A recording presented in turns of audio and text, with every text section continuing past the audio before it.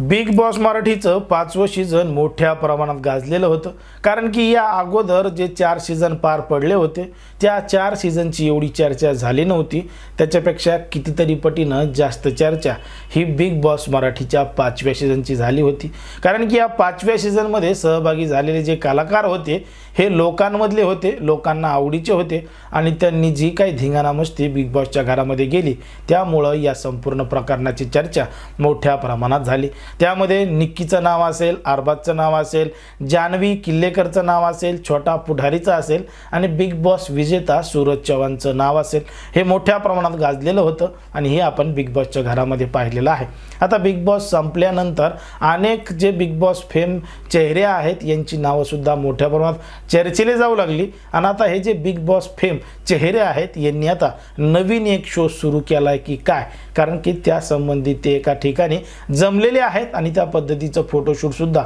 केलेलं आहे। नेमका कोणता आहे नवीन शो, कोण कोण असणार आहे त्यामध्ये, हे आपण अगदी सविस्तरपणे या व्हिडिओमध्ये पाहणार आहोत। पण जर तुम्ही अजूनही आपलं चॅनल सबस्क्राइब केलं नसेल तर लगेच सबस्क्राइब करून घ्या आणि बाजूला असणाऱ्या बेल नोटिफिकेशनला सुद्धा ऑन करायला विसरू नका। बिग बॉस मराठीचं 5वं सीझन मोठ्या प्रमाणात गाजलं होतं आणि या बिग बॉस 5व्या सीझनमध्ये सहभागी झालेले जे कलाकार आहेत यांची नावं सुद्धा घराघरामध्ये पोहोचलेली होती। आता बिग बॉस विजेता सूरज चव्हाण ठरला होता आणि त्याचं नाव सुद्धा मोठ्या प्रमाणात चर्चेत आलं होतं। पण मात्र हेच बिग बॉसच्या घरामधले जे बिग बॉस फेम आहेत त्यामध्ये छोटा पुढारी आहे, जान्हवी किल्लेकर आहे, या दोघा जणांची निवड आता नव्या एका शोसाठी झाली आहे की काय असा देखील प्रश्न या ठिकाणी पडतो, कारण की तसा फोटो छोटा पुढारीनं इंस्टाग्रामवर शेअर केला आहे आणि त्यामध्ये आपल्याला दिसत आहे छोटा पुढारी आहे, जान्हवी किल्लेकर आहे, अमृता घोंगडे आहे, आशय कुलकर्णी आहे, मीरा जगन्नाथ आहे,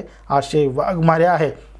आणि या फोटोच्या पाठीमागं तुम्हाला एक बॅनर सुद्धा दिसत आहे आणि त्या बॅनरवर स्पष्टपणे लिहिलेलं आहे होऊ दे राडा, होऊ दे राडा असं बॅनर स्पष्टपणे दिसत आहे आणि पाठीमागचं जे काही स्टेज आहे, जे काही सेटअप आहे तो अशा पद्धतीचा आहे की त्या ठिकाणी नवीन कुठला तरी शो आहे असं त्या फोटोवरून बॅनरवरून जाणवतं। आणि महत्त्वाचं म्हणजे ज्या पद्धतीनं यांनी ती पोज दिली आहे आणि त्या पोजमध्ये त्यांच्या गळामध्ये असणारा जो माईक आहे तो माईक आपल्याला बिग बॉसच्या घरामध्ये सुद्धा पाहायला मिळाला होता। बिग बॉसच्या घरामध्ये सुद्धा प्रत्येक कलाकाराच्या गळ्यामध्ये एक बॅग लटकवलेली असते, त्याच्यामध्ये माईक असतो प्रत्येकाचा आवाज कॅप्चर करण्यासाठी। त्याच पद्धतीचा माईक या फोटोमध्ये सुद्धा